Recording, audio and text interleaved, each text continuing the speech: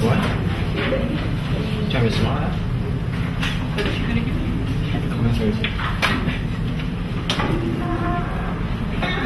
So I think it was 2 weeks ago that Dr. Swami came and he talked about the STATE experiment. That's the experiment I'm doing, which is a new approach in treating metastatic breast cancer. So where do I work? I work at Yeshiva University, which is almost in the Bronx. It's not exactly in the Bronx. It's on the border of Manhattan and like next to the Bronx. I work with Dr. Goswami and Priyanka. I don't have a picture of Priyanka, but Priyanka is just a girl. That's Priyanka. She presented last week. You did an excellent job last week. The work we do. So there are 3 types of mice, 3 types of things we're treating on the mice. So there are transgenic, knockout, and the xenograft gene that we're putting on the mice. So for the transgenic mice, you add an oncomb gene, also known as the PYFT, and I put a plus sign because you're adding it. For the knockout, you're subtracting a tumor suppressor, which is called ARLX. That's what it is. And for the xenograft, you inject the cancer cell. We only work on the transgenic and knockout samples for now. We didn't do the xenograft yet because we need more time. Like it needs to be like 52 weeks or something like that, and we didn't have that time. So on the first day, we had to, first you synthesize the mice so they fall asleep so you could clip their ears. You clip their ears. So the first mice you clip on the top right, and then the second mice you clip on the bottom right, and then the third one, if you only have 3, then you leave it alone. Why would you clip their ears? Because you need to be able to tell this is number 1, this is number 2, for future reference. So you could say that number 1 was a transgenic mouse, and then you could go back and be like, okay, he has a clipped ear in the top right corner. That means he's number 1.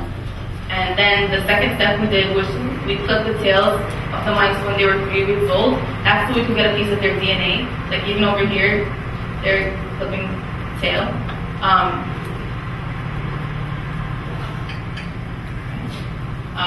After we clipped the tail, we put it in a genomic DNA lysis buffer in a small vial, and we just left it there overnight in 56 degrees. On the second day, we put the DNA in boiled water for 5 minutes. And then we chilled it on ice, and then we put it in a centrifuge. The centrifuge is on the bottom. That's what a centrifuge is. So we put it at 14,000 RPM. RPM stands for rotations per minute. 14,000, that's the highest, that's the fastest speed it could go for 5 minutes at room temperature.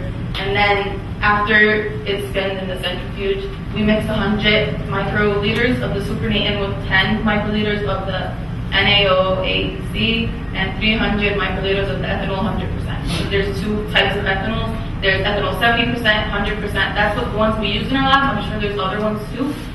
Then we store the tails in negative 80 degrees in a freezer overnight. Like they have a freezer that's all negative 80 for that kind of stuff because they do a lot of research with that.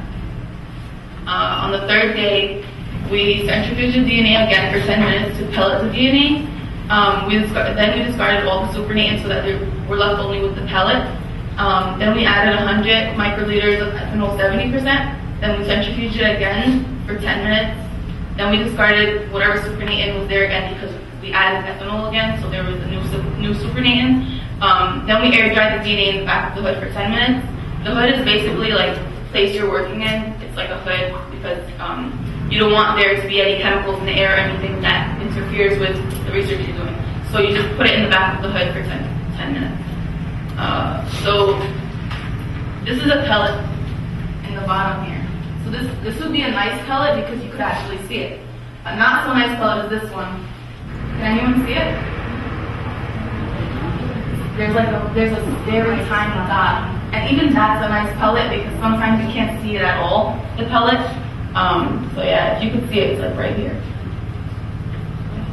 So, and then there's this very long middle process that's just very complicated, and you guys wouldn't understand it, so I just didn't put it all up. So it includes like using a vortex, a nano-drop, PCR processing, mixing and spinning, shaking, gel electrophoresis, and then identifying the samples of gel electrophoresis. That's the whole point of the whole experiment, is to put it in gel electrophoresis and then see if it's positive or not. So this is a vortex. You just put the vial in it and it shakes it. Like you see the rubber is kind of shaking, it just goes like really fast. the Vortex, it mixes the small vials of liquid. It has a motor inside that makes the rubber just spin rapidly in a circular motion. The Nano Drop, so if you can see, this is the Nano Drop and it's hooked up to the computer. She's using a pipette. She took a piece of the sample, like 10 microliters or something, and she puts it on the dot right here. On this dot, she just puts a dot of it, and then she closes it, and like it goes through the computer program, and the computer program tells you, like, it identifies what the sample is in the computer program. PCR processing. I think you all know what this is because like a lot of people presented it. PCR stands for polymerase chain reaction. In the PCR process, it replicates the DNA into thousands and millions of, like it duplicates the DNA chain into thousands and millions of other DNA chains. And yeah, that's it. That's what a PCR process is.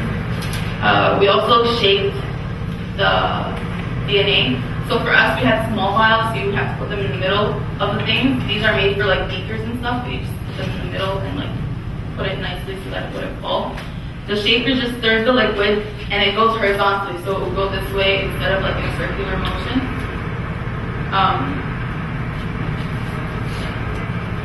Gel electrophoresis, I don't know if you guys have ever done it before, but that's a pipette and you just go into the gel. This is the gel.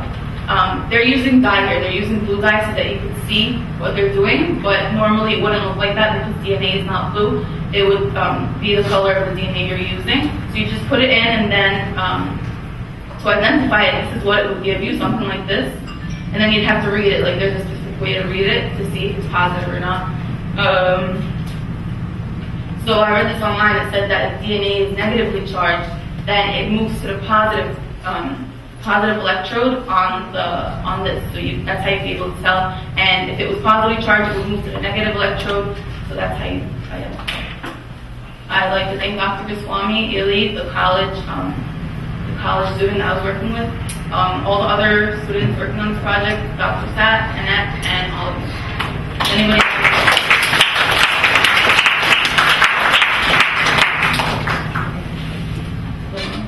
When you were saying ethanol 70% or 100%, is that the molarity of it? Polarity? I don't think it's polarity. I think it's just how much real ethanol is in it. You know what I mean? Can I ask you a question? You said you added like 100 ethanol. Like, what's the measurement for that?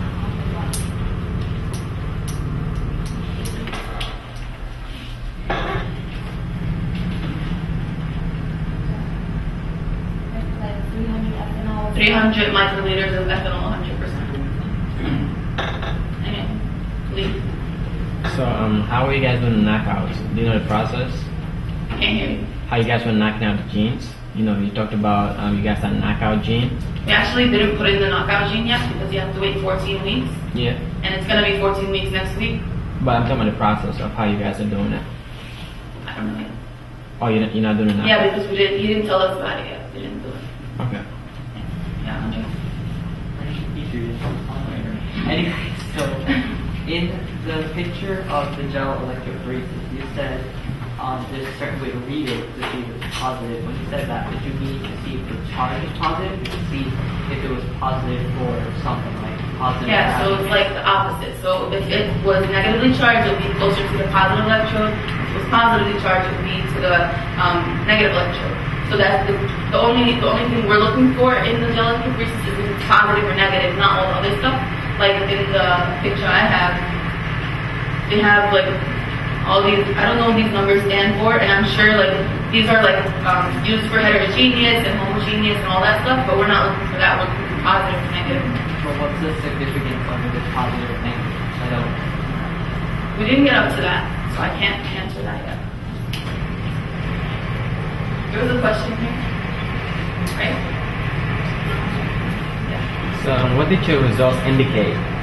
I didn't quite hear you correctly. What was your results? What did it indicate? No results yet. We're just starting out.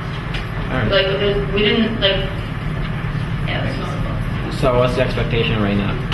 What? What's your expectation? What's going to be your results, your prediction? I mean, the whole point of the experiment is to find a new way to cure breast cancer. Right. Like a new approach to curing breast cancer. So even like after I finished my experiment, it's just like one step towards it. There's no results ever, you know what I mean? Like there's not going to be any results. It's just going to be, okay, now we know what this does, and we could try something else. But That's what I'm saying, because you do an experiment right now. You probably like thinking something is going to come out of it, right?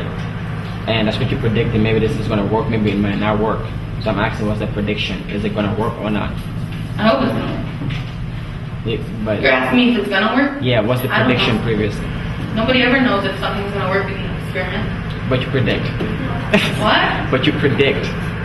I predict it's going to work. I think like after a few more experiments, or like 200 more experiments, we will find a cure for breast cancer.